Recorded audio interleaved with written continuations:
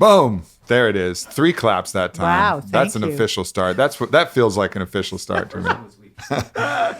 So before I introduce Karen Rinaldi, I want to talk about where I met her. And this was when I was out pitching my book with my agent, walking into a bunch of different publishers, and everybody kind of laying out their best, kind of foot forward, their ideas, all the things that, a lot of people had a lot of interest in the book and a lot of questions for me.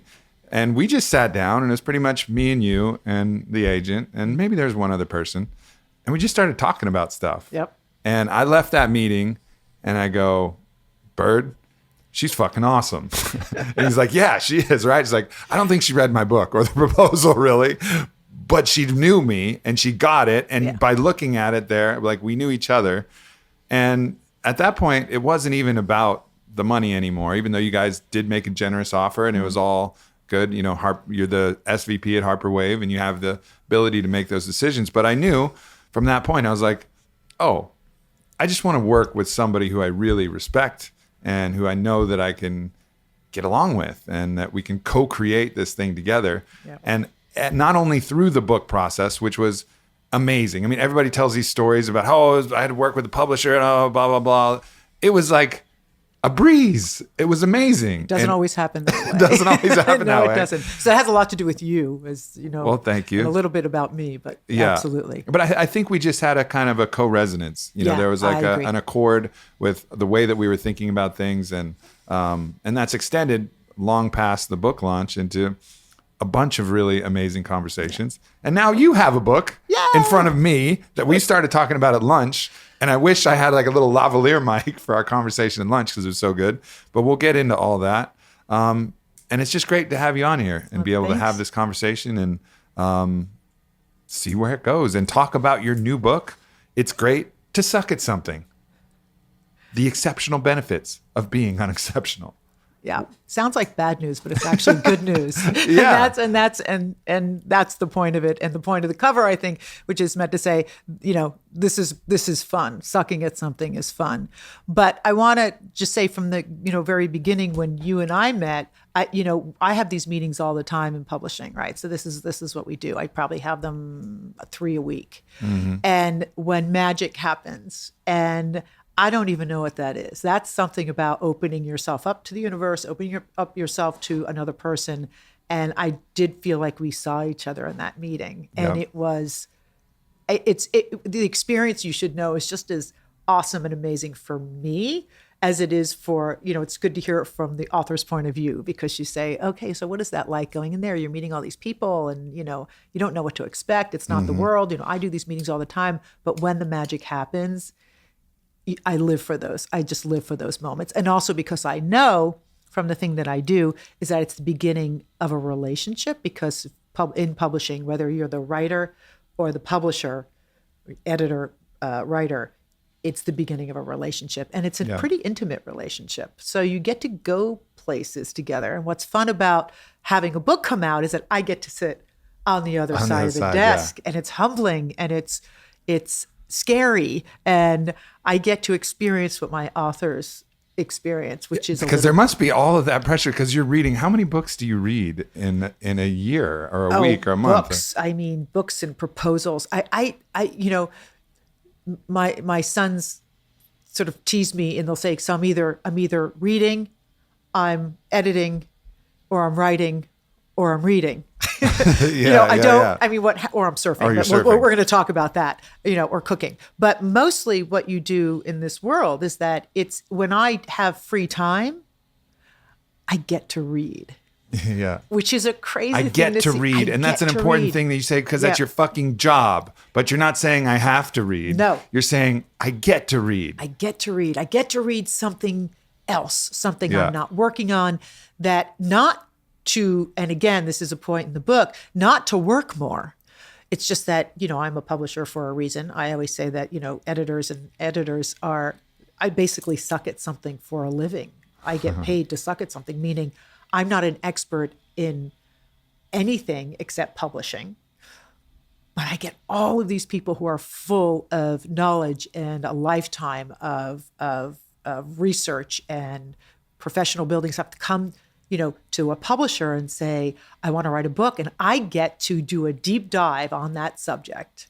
Whether it's you and you're talking about, wellness and fitness and, emotional centeredness, or if it's a head of state, or if it's an artist or a doctor, or, name something, I get to do a deep dive. So I'm not an expert in any of it, but I get to skate on the surface of it, and I get to learn a little bit of everything. And it's always a great privilege. I mean, it's a great, great privilege. So it's weird to then be the other person on the other side and say, well, what do I know? I don't actually know anything. I know how to suck at something. I know how to suck at something. I can talk about that. So that's part of where the book came from. But, it also came from asking myself the very hard question, why do I keep doing it? Why do I surfing? And this is surfing. This is a thing that I love to do almost more than anything else, and that I'm the worst at. And that conundrum brought me to ask myself these deep questions. Like, why would you keep doing something that you're never going to get really good at? And this book is really the answer to that. And what I've found is that it doesn't matter if it's surfing was my thing to suck at, but I think everybody has, there are a million awesome things to suck at. And I think what we do is we don't enter them because we're afraid of not being good.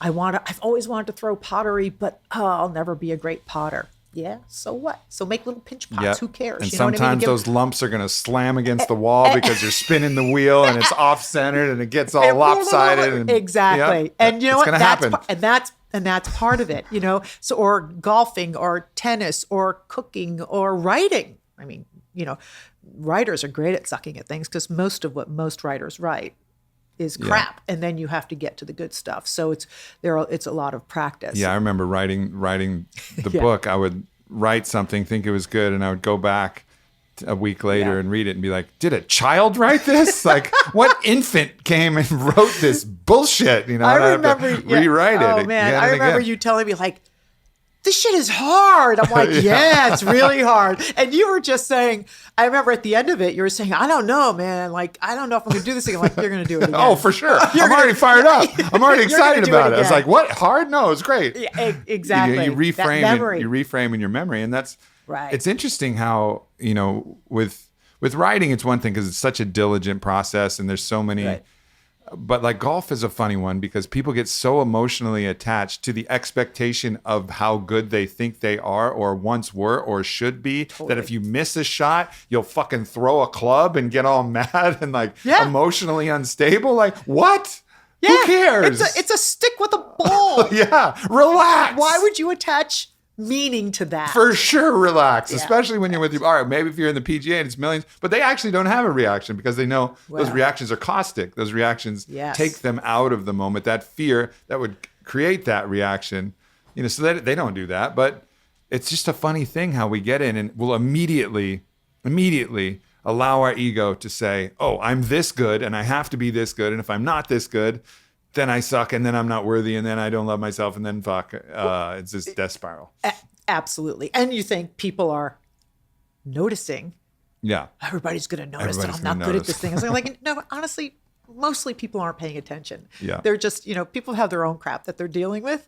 And even if they are, your response to their paying attention is really where the work gets done, right? You can worry about what people are saying or thinking or you can just say, that's their opinion. That's their place. That doesn't really touch me. Now that takes practice. Sure. It definitely takes practice.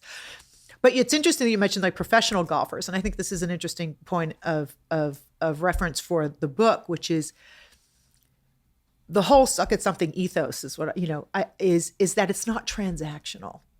You want to make something in your life, and this is you think, oh, that's easy. It's not, don't make it transactional. But you realize that we make a lot of things transactional, whether you're getting paid for it, or you say, if I do this for this person, then they're going to do something for me, or I've done this thing and I'm awesome. So that means awesomeness will come my way. And actually, that's just not true. Yeah. So we attach these transactions to outcomes. And my thing is like, no, one of the rules of sucking at something, it is not transactional. You do it to do it, period, end of story. That's it. That's what you get. I mean, so many things we do transactionally. I mean, even the things that are supposed to be magical and special and whatever, like sex. Yes. We'll get in a transactional orgasm game where we're counting orgasms. Yeah, and you like get one, I get one. You get, and it's like, or like, so you get it with somebody, I get two, or like whatever, whatever the thing is, like.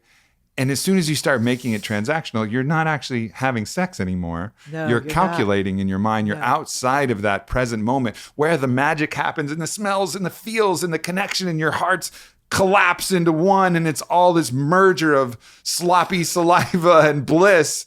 That's not happening when you're counting it and it's being then it transactional. Becomes currency. Yes. And as soon as you turn something into currency, you just kill it. And that's part of the practice. So, I mean, there are a lot of lessons here, but that is definitely part of the practice. And I always say, like, if you're gonna throw pottery, don't open up the storefront. If you're gonna write poetry, don't try to go get it published. If you're going to learn Latin, don't try to, go and decipher some of the great texts. Just do the thing. Just do it. Don't try to get paid for it. Don't try to get somebody to say, hey, you're really good at it. I mean, one of the things that I had to deconstruct, and again, it's like this process was through, I've been surfing for 17 years and I still suck at it. Can you imagine? Like, that takes some discipline, man, to like do something and keep doing it for 17 years and you're still bad at it. But part of that was me saying to myself, so what happens? What happens when you keep doing, like, there must be something you're getting out of it, right? There must be something. And, there's the experience in my case of sitting in the water, of waiting for a wave, of getting hammered. I mean, a good part of it is like getting hammered and humbled by doing something where I don't have control. Like, do I have control over my professional, publishing life? Actually, that's a tough thing to have control over, but I do have control over the cadence of my day and the books I choose to publish and how I choose to publish them. But you go into a place where you are not the master of that situation. Now, somebody like Laird Hamilton and Kelly Slater and all the, Shane Dorian and all the great surfers in the world, they have some modicum of control out there because they're so good at what they do. And I'm on the opposite side. And you think, well, okay, so there's a world of difference between what I do and what they do. But because people think surfing is cool, people would think, oh, you surf, you're kind of like, that's pretty awesome. I'm like, no, not when I surf. You know what I mean? Like it's messy. It is it's so ugly. It is so ugly. And I would say it's not pretty, but pretty's not the point. But people really thought it was like a humble brag. Like, oh yeah, but still, like, but you do surf. Like, you get out there with your surfboard. I'm like, yeah. So I finally just posted like a video of me surfing, and then somebody came up to me and said, "Wow, you really do suck at surfing." And I said, "Yeah, you were picturing like, you were picturing a professional, what you see in the videos, carving up and down on a short board in a bikini. Yeah, I'm on a long board. I've got a long sleeve surf costume on. I'm mostly falling off the board. When I do surf, like my arms go up in the air in a really awkward way, but it feels good." Yeah. It feels so good. I wouldn't give it up for anything in the world. But that idea that you do something and even, part of your brain sort of likes the fact that I have this, this hobby or this distraction or whatever you want to call it that people think is cool. And I realized I got caught up in that a little bit too. You know what I mean? Yeah, surfing is that. You get that cool. initial positive feedback, right? You that do. Initial thing, that initial hit of the dopamine and acceptance and that kind of tribal, ooh, I'm surfing and people like it. And they light up when I do it. I'm going to keep doing that thing. Right. And then you're doing it for the wrong reason. And then then you're no longer surfing. Then you're putting on a show. Yes, exactly. To some degree. And it's all gradients, right? Like, I think people make the mistake of saying, oh, you're putting on a show. Oh, or you're just thinking about sex, just transaction. Like, it's always a mixture. Like, everything is like a blend and a gradient, but it's not the pure expression if there is that blend, So it's not like it has to be one or the other totally. But as soon as you have a little bit of that poison in there, it's just not quite the same flavor. Well, it's not. And you bring up a really good point, though, is that the combination of the two. And I think that veers into the idea of wanting a witness. So, and a witness could be, in sex, it could be just your lover who you're sharing that with. And that's the most intimate kind of witness. And then it could be a witness where you do a podcast and people love your podcast, so they come back for more.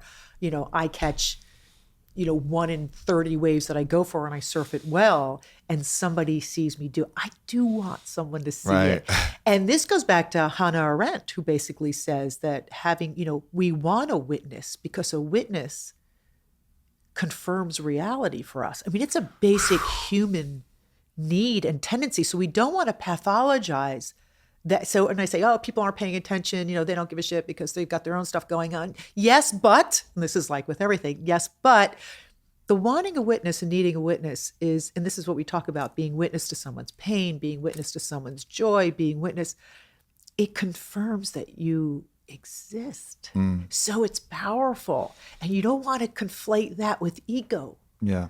Though we are egotistical beings because we're human, right? So I know this the book is fun and it's got a lot of humorous stuff in it, but at the end of it, it's like, this is serious stuff, right? Like, it's okay to want to witness, and you can surrender to that and then understand what it's about and why. That's actually really powerful, because I think you can get so focused on generating your own self-worth, generating your own self-love, Right. making everything completely autonomous, where it's just everything that you have is within you and you Right. don't really need anything else.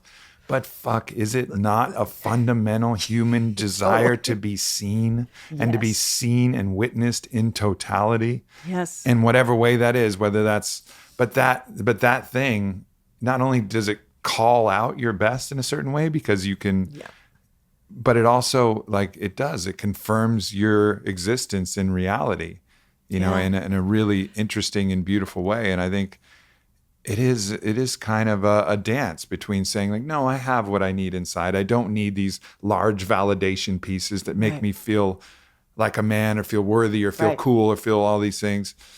But fuck, is it nice to be seen? To be seen and to be accepted for how you're being seen. So one of the great, this brings me to one of my sort of favorite thoughts about this, which is, and this is hard. This took me a really long time to learn. And again, I'll just go back to the experience of being in the water because that's where it happens. But of course, it applies to anything that we do. When you're out in the water and you're in the lineup, like, you are exposed. Everybody can see you go for a wave, miss a wave, fall off the wave, get hammered or make it, right? Mostly for me, I'm missing it or I'm wiping out, right? That's what happens. But when you get okay with being seen and having people witness your failure, right? You have to get really comfortable with that. And that's true when we speak in public. Yeah. It's true when we do so many things. I mean, it's true in the intimacy of a relationship, in a community, in a performance. And you can just go concentric circles, right? It just goes out. But in the lineup, you got other people out there. Mostly they want your wave, frankly. That wave, you could say that, waves are scarce. There's a scarcity out there. Usually in a lineup, there's some scarcity. So you got to be okay with people watching you fail. And when you get okay with that, that's when magic happens. Because what really happens?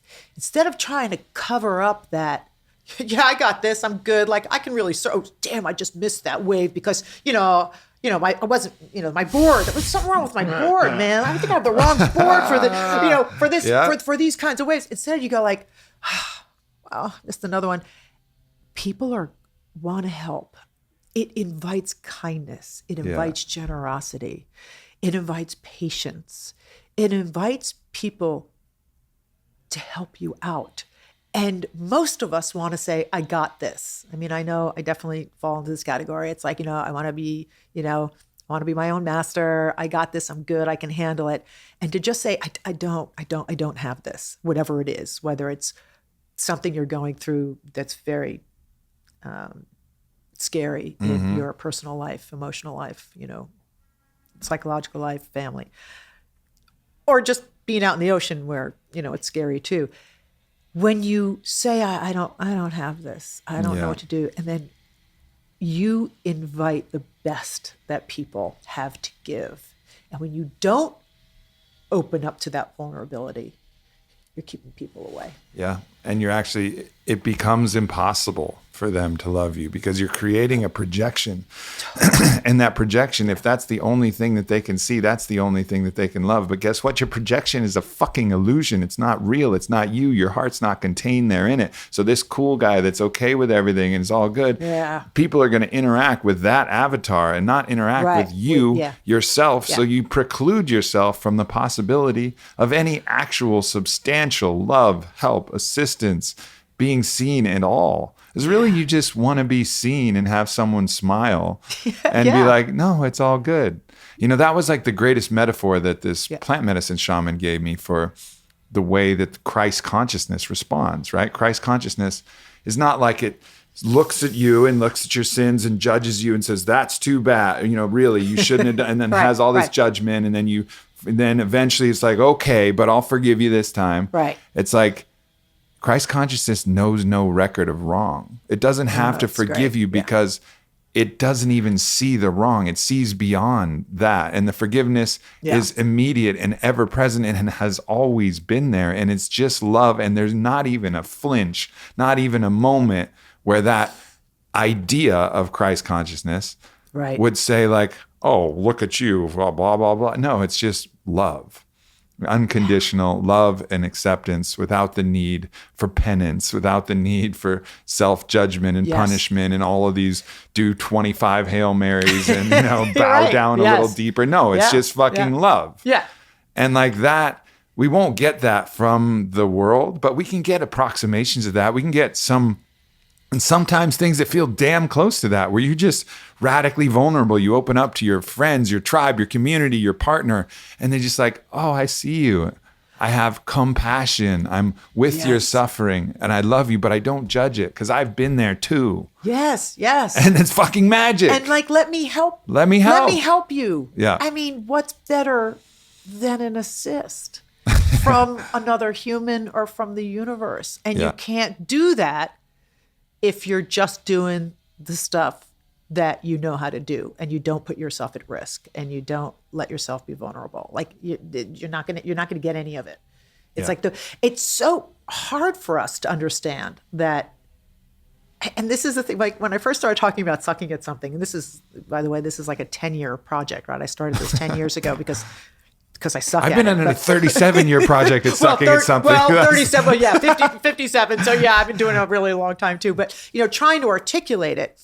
And what I found in the beginning, because it goes back to what you were just saying, is that people would get very uncomfortable.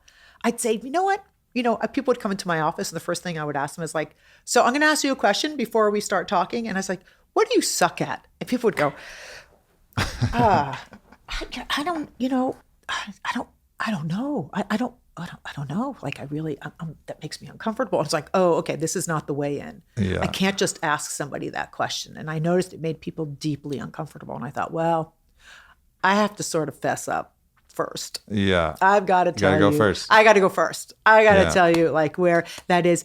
And then once you do that, and then you start, like I've had the most extraordinary conversations, you know, hour-long lunches where somebody would tell me about, you know, playing tennis or buying a boat and trying to sail the boat or trying to do, you know, people would do, all of a sudden it opened them up. It's like, yeah, I do this. Or I've always wanted to sing, but I'm afraid to sing. I said, why? You know, well, because my voice isn't good. So Bob Dylan has a good voice. I mean, like really, like, I mean, it's extraordinary, but like, so just sing. Or I want to play guitar. But that self-judge is a fucking But it stops beast. you before you even start. And that's what I'm saying. Don't let it stop you before you start. And so do it. And by the way, to find the thing you suck at and that you're going to want to do, start 10 things, start 20 things. It might not be the thing, but you don't know. Somewhere down the line, you might fall in love with macrame. I don't know. But Whatever it is. It's also a way for you to actually go up against the dragon of self-judgment, right? Like this is your way to put on, you know, grab your fucking Excalibur and say, okay, the dragon of self-judgment will be present, and it will be present, and find something that's present in a strong way. Yeah. And say, all right, I'm going to have to bear the fire of this until I learn to quell this dragon, right? Like there was and so Whitney has had a special meaning attached to singing, right? She has a self-judge. I have a self-judge. That's one of the things that we're both mutually, have in common is a strong self-critic, right? All humans. But for singing, hers is especially strong. There's an especially strong self-critic for singing. And so, I love when she sings though, because it sounds like her soul, and I like, so she was singing to me the other night. She's like, I know you want me to sing. I'd love to sing a song. She's like, what would you want me to sing? I was like, oh, anything you want. That was so great. She starts singing something Right. and just tears pouring down my face, pouring down my face as I'm listening. And she just cuts the song off. She's like, oh, my voice is off today and blah, blah, blah. And I go, no, look at me. Yeah. Look at my heart. Look at how I feel. Look what your voice has actually created and witness that rather than your own idea in your head, witness what it's actually created. Yeah. And it was an interesting moment where, you can get so caught up in what you think, how your voice should be and what it means. Right. But if her purpose was to sing to me and have it have an effect, it absolutely did. Right. And so the reality of what it was versus your own idea of what it is can be crazy disparate. Well, also it's because it's what it is to her as opposed to her singing and the gift it gave to you. Yep. And to accept that it's a gift to you and to shut down that voice of judgment. And that's another part of this. That's the practice. That's the sadhana. I don't even know, you were saying, slaying the dragon. I don't even know if we get to slay the dragon. We get to keep trying to slay the dragon. We get to learn to withstand the fire. Yes. So that the dragon eventually is like, I could breathe fire out of it, but they don't fucking care. So whatever, it doesn't matter. It doesn't matter. It doesn't matter. The divine human inside is immune to the fire. It's not at the octave where the fire is breathing. It's at a different octave. So the fire comes and you're like, ooh, interesting. It's like Ghost, Patrick Swayze's Ghost, where the ghost is trying to punch him and it's like, I'm not at that octave, bro. I'm in reality octave. You're in Ghost octave. You can't hit me. But we get in the way though, right? Yeah, so, totally. Speaking of Whitney and singing though, a friend, an author who is this amazing, he's a baker and he's a banjo player and he's an opera singer. His name is Martin Phillip. Anyway, but Martin was talking about how the voice and singing, because we were talking about, and he's a writer. So we were talking about writing, you can cook for people and it's something you give people and you can pick up an instrument, you can play it and you can, all different kinds of things that you can sort of make and do. But singing, he said, is where the singer, the person, feels most vulnerable because what you just said, it's like your soul made manifest because the instrument is you. Yeah. And he said, for somebody who does a lot of different musical things and he has a lot of talents, he said, when you sing, that's when you really feel vulnerable. So it's funny, I end my book because I surf and I think I want to learn. I mean, why not? I suck at one thing. I might as well pick up something else to suck at. And I've always wanted to sing. And I thought, and when Martin said that, I thought, that's where you go. Go to the thing that's the scariest. I want to start singing and take singing lessons to do this. And I haven't done it yet, but it's something I definitely am thinking about or I think about every day. It really reminds me, because one of the things that I do at all my transformational weekends and the Fit for Service Mastermind coming out, all these things that I have going, one of the most powerful, impactful practices, and this isn't just my projection, we have questionnaires and people talk about what was the highlight of the weekend.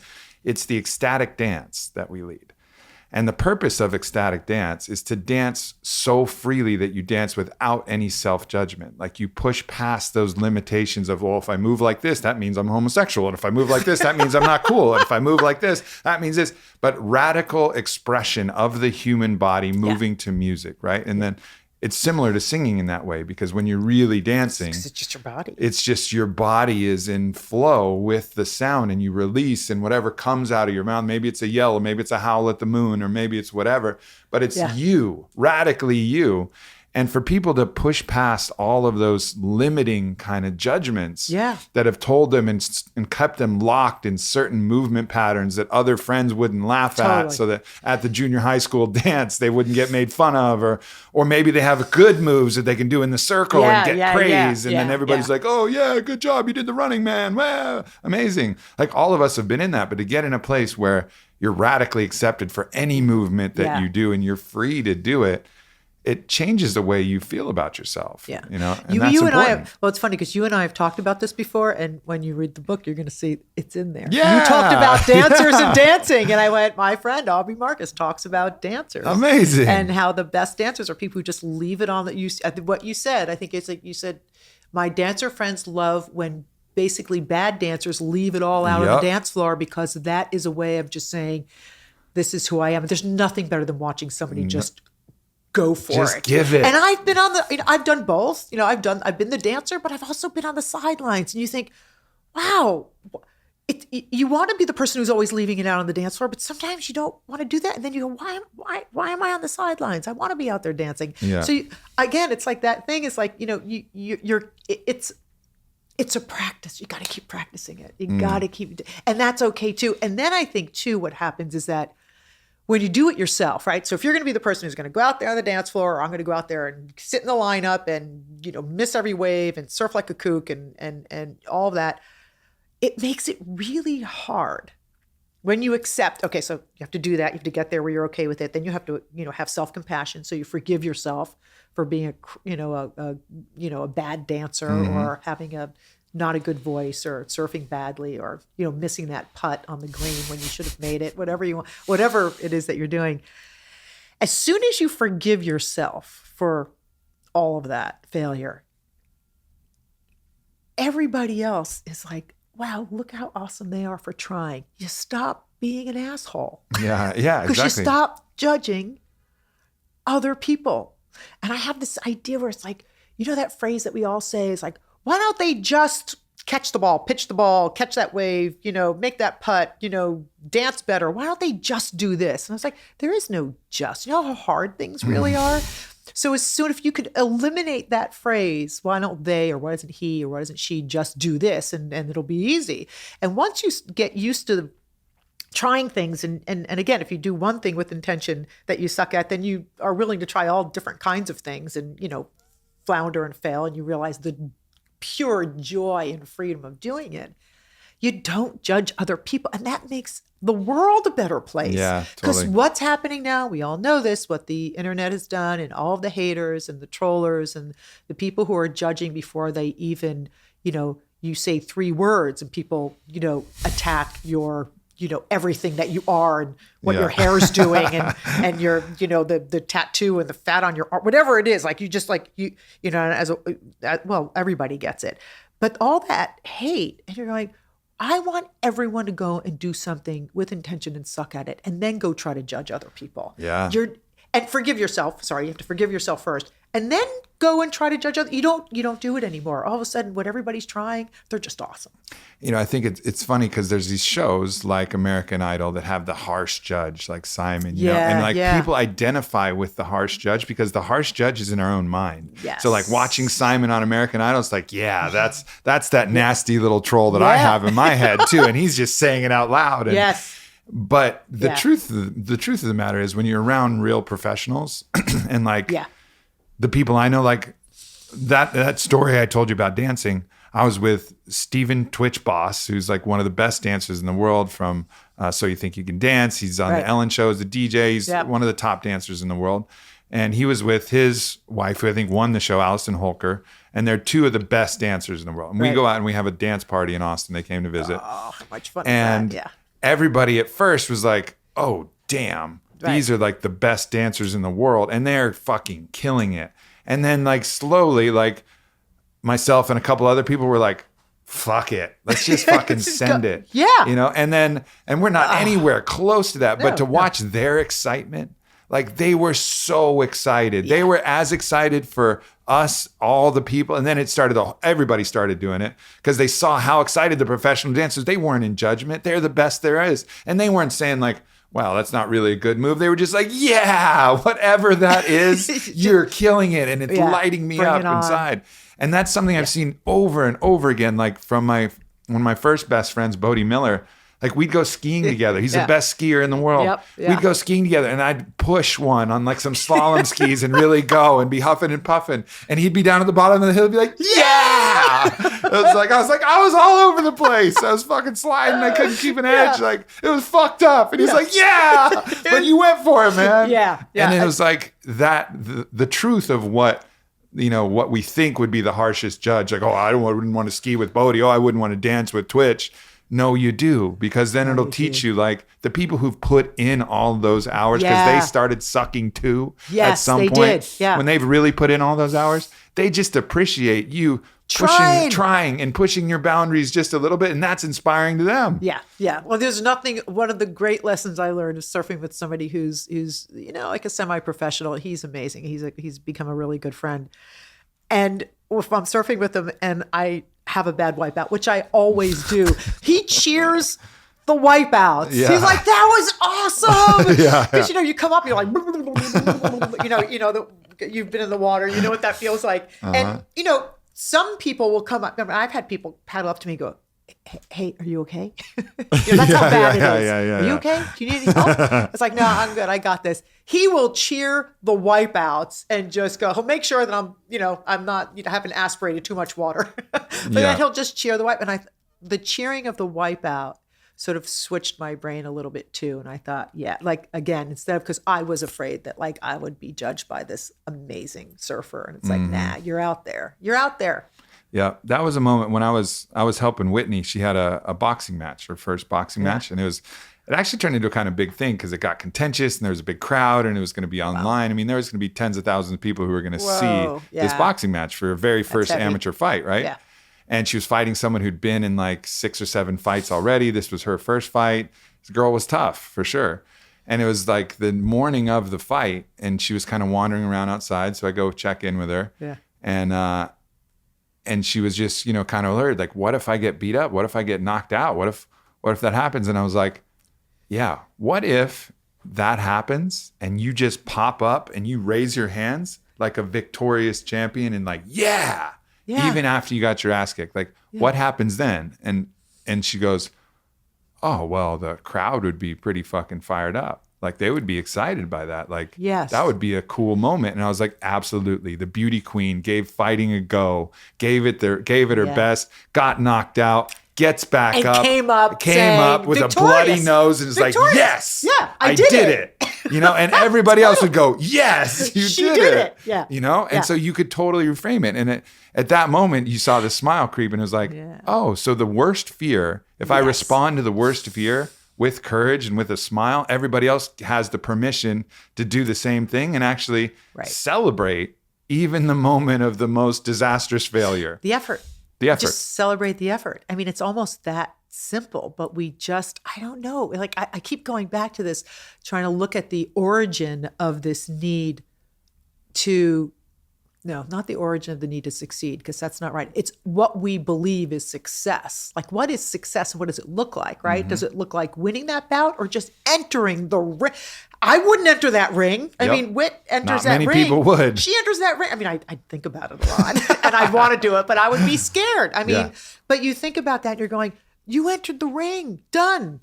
And it doesn't mean that you're, people always say, I get pushback sometimes. They go, well, but if you suck at something, well, do you get better at it? I'm like, well, hell yeah, you're going to get better at it. Yeah, you will. You're going to do something over and over and over and over again. I'm a much better surfer now than I was 10 years ago. Yeah. I still suck. Yeah. But people say, well, you surf. I was like, well, yeah, I'm not an idiot. I mean, you do learn something along the way. But the point is that I don't actually attach meaning to the getting better as much as I attach meaning to the fact that I'm still doing it. Yeah. And when I have an awesome session, and I have them sometimes, and my best session in the world, of course, was, well, not of course, they are the most counterintuitive best sessions, right? Mm-hmm. Like, the things that brought me to that best session were usually great, the deepest moments of humility. Yeah. Like, and you learn where the self is the most out of the way. When you are, it's so hard. I always say, like, people scream at me in the lineup, and, sometimes I have people calling me into waves. And if somebody calls me into wave, I will make that wave. I will surf it. I will surf it well. And people say, what? Like, that's all I had to say. Yeah, your voice sometimes has to be louder than the one in my head. I need you to do that. And they're like, oh, that's cool. I got this. So then they're screaming. So yell at me in the lineup, and it's just like, but I learned that that's what I needed. I learned that the noise in my head sometimes stops me. And that if you ask for an assistant, you say, can you be the louder voice? Like, I'm going to admit that that's where I'm messed up. So that's one thing. And then the other thing is just like that complete humility of being, I surfed, one of my sessions was like when I hadn't had cancer and I was in between treatments, and I was a mess. And I surfed a wave. Well, you can't see my hands, but I surfed a wave. It was like a 2-foot wave with my son. And it took everything I had it's a little wave. It was a little peeler, and everything I had just to get up, crawl up on the board and surf that wave. And it's still my best wave. I've taken waves that were head high. I've surfed some solid waves. That little tiny 2-foot wave when my ass had been kicked. Yeah. And I got out there and I was surfing with Rocco, and we actually popped up on the same wave and rode it together. And I thought, that wave is embedded in my brain as one of the most beautiful moments of my life. And I can access that. And it wasn't me at my most kick-ass. It was me at the worst moment. And you think, yeah, that's what sucking at something teaches you. And that's, you talk about the definition of success. Yes. It's really a completely subjective reality. Yes. And that's where we get all fucked up, because we make it objective. Oh, a good voice sounds like this. Good voice that's on the radio. A good surf session looks like this. Shredder and the Hawaii Pro Surf fucking competition, right? Like, we have all these, a good photo on Instagram looks like this Instagram model who has got, the best everything. And so we have this objective reality of success, or an objective reality of what your bank account should look like, what your car should look like, where you should go, how successful you should be. It's absolutely subjective. Totally. Absolutely subjective. And all of those little victories may not be celebrated by the unconscious masses. But when you have the people who can see you, or you can even see yourself, you can recognize when you're stepping into the most radical subjective success. Because that's another thing that Bodhi taught me. He was like, these medals, these are somebody else's opinion on how I ski. This is the Times opinion. Wow. Like, if I win a gold, it doesn't mean shit to me unless I skied the mountain the best I could in the way I could. It could just mean that the other skiers, had a bad day, and I also did too. Like, totally so it was like, he Yeah. had no objective measure of his own success. It was completely subjective. So he could come, not place at all, hit the bottom, and like, fuck, that was awesome. I fucking gave it that time. And he could win a gold. I watched him win a gold at Beaver Creek. And then it would be like, you got the gold. He's like, yeah, it was a decent run. I wish I would have blah, blah, blah. And he didn't give a shit about the gold. He was like, it wasn't quite the right thing, and the other times I've seen him just fucking wipe out and be like, that was the sickest run. And I was like, yeah? He was like, yeah. Because he's seeing his it own and experiencing. reality. He has his own framing of it. But also I think that's something amazing too. And I love this sort of juxtaposition of somebody who's really, struggles and is not good at what they do, and then the best, right? And you were talking about with your dancer friends, and you're talking about with Bodhi Miller. And I have some examples of, some of the best people at what they do in there. The best are the most humble. Yeah.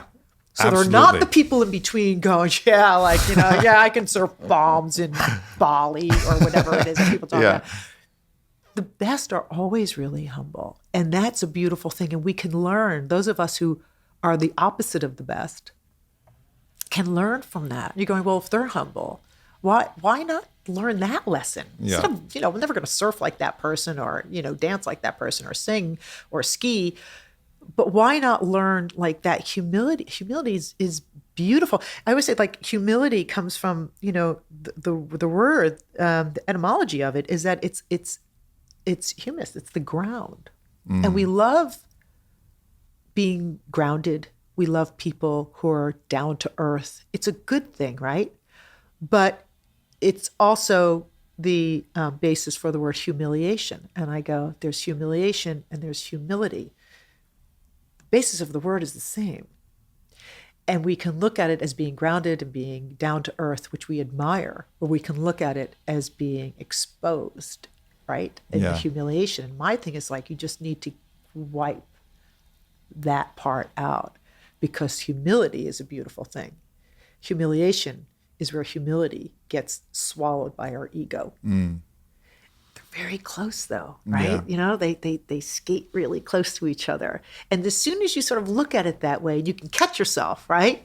Going, I feel humiliated when really I should just be humbled. Different thing. Being humbled, good thing. Humiliation, bad thing. Difference. Ego over here. So listen, ego is the monster, right? Like that's what we're all fighting all the time. And we, we can know it. You and I just talked about this, earlier today. You can be aware of it intellectually, but somehow, your intellect is also your ego in a way, right? So you've got to get beyond and your that. ego can know that humility is praised and valued, and so acting in humility and acting humble is actually a form of manipulation, so that you can gain favor, right? So the ego can actually do a jujitsu move. Can hijack and pretend to be humble, right? Yes, and that's that's gross too. And so sometimes you can see that. You can sometimes the ego is it's a magician. Yeah, you know what I mean. And I think sometimes people think that humility requires that you drop yourself to the ground, like that even if you are standing as a mountain, you aren't your mountain. You have to be the ground. And so I've seen other people who really actually, if they were being truly humble, that's just showing up in radical truth of who they are. It's like a radical truth of and sometimes that radical truth is big. Yeah. And sometimes that radical truth is big and beautiful, and it's not showing and not stepping, but it's just being like, actually here I am, and I am big and beautiful, and I love you and you are too. But I'm not going to lower myself and supplicate myself. False humility. That's false humility. False humility is a sin too. Right. That's bad too. Right. So because it's the show. It's that mask of cool that you talk about, that mask of vulnerability, that mask of humility, rather than the authentic expression, which is just, wow, here I am. Here's all my flaws. Here's all my things. But here's how I'm fucking beautiful and sexy and amazing in all the ways too. You want to celebrate that. Yeah, absolutely. exactly. Well, but that is where, that's what this journey is about. So you talk about cool and vulnerability, and I have this section in the book where I say that if you start out wanting to be cool, right? So if your objective is being cool, well, then cool is a mask for vulnerability. So if it's a mask for vulnerability, can't really be vulnerable, right? Because it's covering it up. And if you're vulnerable, it prevents you from real gratitude, true gratitude, right? If you're not vulnerable, it's hard to be thankful for stuff if you actually aren't open-hearted, right? And if you're not allowing yourself to feel, because you're projecting that you don't feel, that you're beyond that, then how are you going to have any gratitude or compassion or it cuts you off from everything. It's a big stopper, right? Yeah. And then resilience, I always think, is part of that journey too, is that if you're not vulnerable and then you're not grateful, how do you find true resilience? Because resilience it's personal resilience, but it's also resilience is in a system where you seek the help and the kindness, and the support of others. If you start being vulnerable, and this is hard. This is one of the hardest things we have to do. If you can start that way, not worry about being cool. So this is the suck at something thing. It's like, fuck it. I'm just going to go try it. I don't care what I look like, or, and you start being vulnerable. The vulnerability sort of fosters this idea of you can be grateful for so much, and that gratitude helps build resilience. And there's nothing cooler in the whole world than real resilience and authenticity. And authenticity is one of those slippery words. What does that even? It's hard to grasp, right? What does that mean to be your authentic self? We're all looking for it. But again, the ego and the false humility, there are a lot of little tricksters along the way that kind of just distracts us and we can't get to it. But I always think you can't start, and you know what that is. It's the whole derivation. There's a brilliant book by this guy named Joel Dinerstein, and it's about cool, I love this book. It's about being cool. One of his theories is that coolness, the idea of cool, his theory is that it started in the 30s and 40s by these black jazz musicians who were basically pushing against the Uncle Tomming, right? And having to like not be scary so that the white guy didn't come and mess them up. So they had to get out, they had to perform on stage without being intimidating, right? But they didn't want to do the thing, of, making sure that you're comfortable with their blackness. So you know what they do? It was a kind of detachment and go, okay, I'm vulnerable. I'm going to detach a little bit. And it became cool. And of course, that cool was a kind of cultivated detachment, which everybody looked at and goes, whoa, I want to do that. And that made them very powerful. So our notion of cool becomes this aesthetic detachment, but it's born out of this enormous vulnerability. Yeah. So Lester Young, started the sunglasses on stage, windows of the soul, you can't see my eyes. You don't get to see my eyes. So that pulling away and that detachment sort of, I love this idea. It's like, oh, you can see where cool is a cover for vulnerability.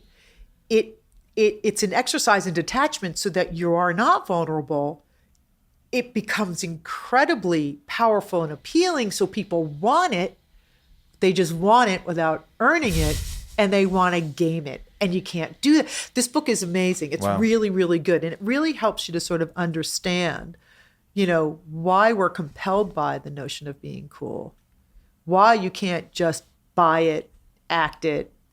Because you could play it and pretend it, but really to earn it, you have to have gone through the vulnerability, looked it square in the eye, made the adaptation to it, and have a genuine place of, I'm okay with the possible outcomes that could be here. I know who I am, and I'm not looking at every single person as a mirror back at me to judge myself about who I am. I just am who I am. And that's when you show up and you don't have false humility and you're saying, I'm awesome. Here I am, but you can't get there. You can't fake it. You can't just put the sunglasses on and be like, here I am. Cool. Yes. And inside be boiling and dealing with all these things. You got to go through that process. It's like the vulnerability. Be like, imagine you're a god and you're trying to lift weights, but your muscles are already in perfection, so they don't even receive any of the breakdown of the muscle fiber when you're training, so they don't have the adaptation to vision. Grow again, right? Like all the vulnerability is opening yourself up to receive that hormetic stress so that you can actually adapt and become stronger. But if you cut off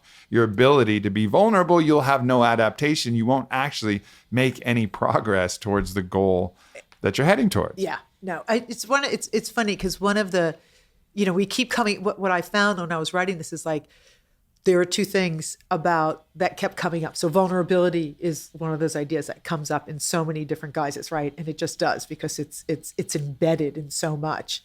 And then also this idea of belief, like what is belief? Like what is that? And, there's also this idea that when you open yourself up, as we were talking about control and surrender control, right? That kind of spin. And sort of the nature of belief, and it's self-belief, belief in a higher power, just the nature of belief. And it's like, I didn't even understand the notion of belief. I really didn't. Like, I was raised Catholic, I went to church, I did catechism, I did all this stuff, but you're taught, it comes at you, right? But I didn't really get it. And it was through getting my ass kicked, surfing, where I actually really prayed for the first time. Like not for the first time, but I prayed in a way that I don't know. I had been beat up by taking 17 waves on the head. I counted them. And I was done. I'm done. I'm gone. I can't. And I just looked up and I go, God, I am not one of your faithful.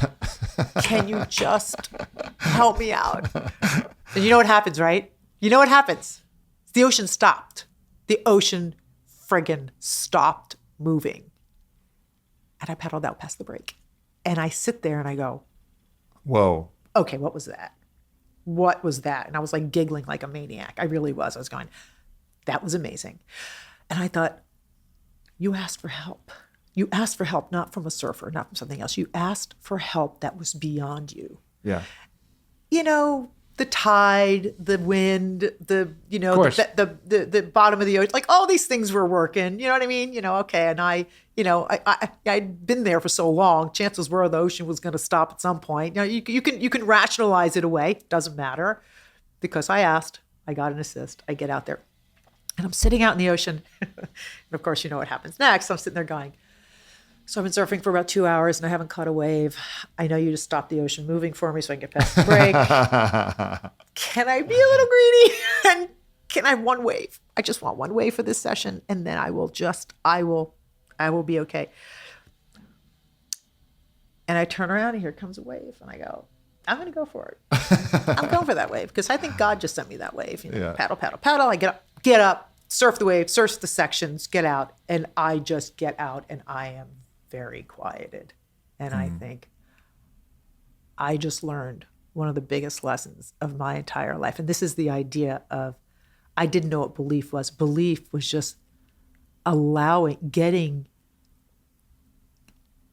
making you not the biggest part of the picture, making something else the bigger picture. And I surfed that wave. And that wave changed me. It did. It changed me. I thought, I understand something about belief now, and it's just not about you, Karen. Yeah. You're out there trying to surf these waves. Is you. What if you just let that go? And I learned that lesson for the second time in a very different set of circumstances this summer after a ceremony that I had, a plant ceremony. And I asked the universe for help in a way. And what happened the next day when I surfed was just the most mind-blowing thing that's ever happened to me. And I thought those two moments were when I stopped making myself the whole story. Yeah. Yeah, that's, beautiful to hear it applied to surfing, because I've seen it applied in my life in so many different ways. Times where, I've truly asked for help at the most challenging point of my relationship and received wisdom that was far beyond my even poetic grasp, and other times where I've been wanting to give a speech. I gave a speech at Burning Man after my accident, and at that point, I was still pretty raw and still pretty vulnerable. Yeah. And I just prayed. I was just like, let whatever words need to come through me, through me, like, please. And just totally opened it up and like had no objective. It's a Burning Man, like there was no, and I just let the words come, and it was by far the best speech I've ever given. Yeah. And I finish it and I go off stage, and as soon as I get out of there, I just start weeping. Yeah, I was going to say because I just start weeping like, oh, wow. What just happened? When I surrendered myself to those higher powers within me, I'll take it that maybe they're within me already, but it felt like it was coming through me, completely through me. And that's the same thing. It doesn't matter if it's in you, it's through you. Yeah, whatever the thing is, just surrendering yourself, your objective, your intention, your goals, all these things that your mind has to be there for. Let all that shit go and ask for help, and you'll be fucking shocked. And on a very trivial way, I've done that on the Slack line before, and been like, great spirit. I want to walk to the end of this Slack. Like, may I walk to the end of this Slack? Or not, I don't even know how I do it. I just great spirit, like guide my feet. You know what I mean? And I like revert, and I'll be falling off all day, and I'll just have that one ride straight through, and I'll just laugh. I'll just get to the other side and I'll just laugh. Yeah. And people will be like, wow, man. And I'm like, whoa. I was like, wow. You don't even know. Did I do that? Like, whoa. But it was just a surrender of the meanness, the surrender of the identification as me, and just saying, no, like, great spirit, like, move my feet, and like that thing is fucking powerful. It is. And it's hard to get there. It's hard. But we all can. Try. We all can. Yeah, we all can. And you have to keep trying. And that's the thing. It's like, and if you fail, like if you had asked that question and you fell off halfway, you just go back to the beginning and do it again. And that the thing is not to quit. Yeah. Don't quit. Yeah. And if you're doing it also as a test, like, oh, see, knew it wouldn't work. Like, blah, blah. Your mind was still active the whole time anyways, you know, like you have to, it's like a real release. It's just a real release, a release of outcome, a release into the faith, that you will get help, you know, from other people, from whatever things that are out there, whatever forces that are there. Yeah. William James has a great story in The Will to Believe, you know, the 19th century psychologist and philosopher. And he basically says, he talks about the will to believe, and that you have to suspend, there is going to be doubt. And that's part of what belief is that it wouldn't be belief if there were proof of concept, right? So, and he basically says, if you're in a mountain pass and you reach a chasm that you have to jump to the other side to survive, it does not help you not to believe that you won't make the other side. So you better believe you make the other side, which is going to put you in a much better place for that outcome, as opposed to saying, being full of doubt and fear, and not, what he says, willing your feet to make that leap. Yeah. Because between those belief and non-belief is life and death.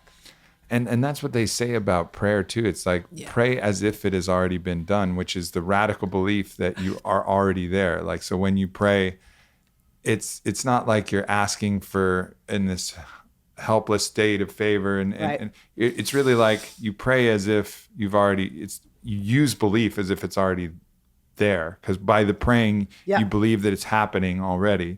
And it's this weird way to co-opt your belief into actually manifesting into reality, and like placeboing yourself immediately. Like you pray to get well, but instead of just identifying with the sickness and hoping you get well, pray to get well and harness the belief that you are already well, which is the placebo effect, which does make people well. Like this isn't woo-woo. This is proven in every single clinical trial that belief actually affects wellness. But if you can harness your emotions through prayer, whatever practice you have to utilize belief and actually make it real, then you are using the scientifically proven placebo effect to help you in whatever thing that you're doing. Yes. Yeah. And then the opposite is true, right? Because there's the nocebo. Yeah. You just finish each other's sentences at this point.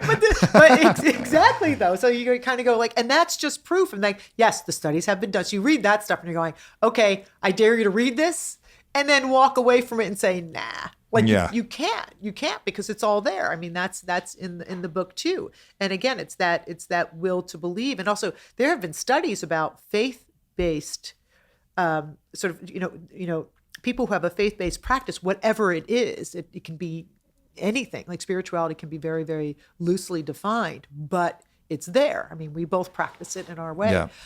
But that the outcomes for emotional duress, for psychological well-being, you know, for physical wellness, the studies have now been done to prove that having a foundation of belief, whatever that belief is one of the most powerful things. And again, it's like you've got the placebo studies, but then you have, it's hard to study spirituality, but now these studies are being done and proven. Well, because they're the antithesis of fear. And then fear is the thing that's creating all the cortisol, all the stress, all the inflammation, so much of our duress, physically, emotionally, psychically, spiritually, comes from the opposite of faith, which is fear, because we have a wild, unknown world ahead of us. It's wildly unknown. And we have this desperate attempt to know it and desperate attempt to avoid all the unknown, but we'll never bridge the fucking gap with our mind and our planning. We can have some ideas about things, but those ideas change with the snap of a finger. I thought I was going to do a fucking podcast, and I wound up with a guardrail slicing my face in half. Like, I didn't expect that. I couldn't plan for that. No. But so you can look out at the future with fear, and I could be afraid every time I get behind the wheel. What if that happens again? What if I pass out again? And then every time I drive, it's a traumatic experience. Or I just have faith that was an anomaly. And so fear or faith becomes that binary choice that allows me to bridge towards the unknown and changes my present state, which is really the thing that fucking matters. Right. Can I get in a positive present state now, so that I enjoy my fucking life and can laugh and can play and can be the Aubrey that I know I am when I'm at my best, which is a little bit mischievous and a lot of laughter and a lot of play and that's when I'm really myself. And can I be that? Well, I can't be that if I'm afraid, but I can be that if I have belief and I have faith. Right. And not live in the past, not live in the future. Nope. I mean, this is, and again, we hear this over and over in we were talking about every practice, every religion, every philosophy, like it all comes back to this. And it's like, we're bad at it. And you're going, well, you don't have to be though. Like you can keep trying to do that. And what we said earlier is like, you don't get to know. Yeah, and guess what? You can suck at faith and you can suck at belief, and that can be the thing you suck at, and that can be the thing you get better at, you know? Absolutely. I love it. So good. There's so much more we can talk about. I know. Our time is up. I want to talk next time. We'll have to do this again. I want to talk. We had a great discussion about guilt. We have a great discussion about play. Oh, yeah. There's so many cool things to talk Yeah, about. about work, the work-life balance. We'll talk about that. All of that. All that. This is awesome. We'll do it again. I'd love to. Love seeing you when I'm out here. I love these conversations. Me too. Whether they're on the podcast or sitting at the bar or having breakfast, they're the best. Yeah. So good. Everybody check out her book. It's great to suck at something. The exceptional benefits of being unexceptional. Boom. Oh, hold it up. Ryan Giles says, hold it up for the viewers at home to see this cover. Look, you got a cover early. This and book it's is not out in May. it's available May 7th. So May 7th. Yep. It comes out. Yep. Got some time, but Got a little time. It's on the way. I don't know when this podcast is releasing, but you will have time, no doubt, because we're early. Karen, it was great to be here with you. Thank you so much. Thanks, I love these Aubrey. conversations, and I'm looking forward to many more. Yep, and me hopefully too. more books mutually that we get to talk about. I think so. I think it's a lifetime. I think it is too. I do. I think it is too. Thanks, everybody. Peace.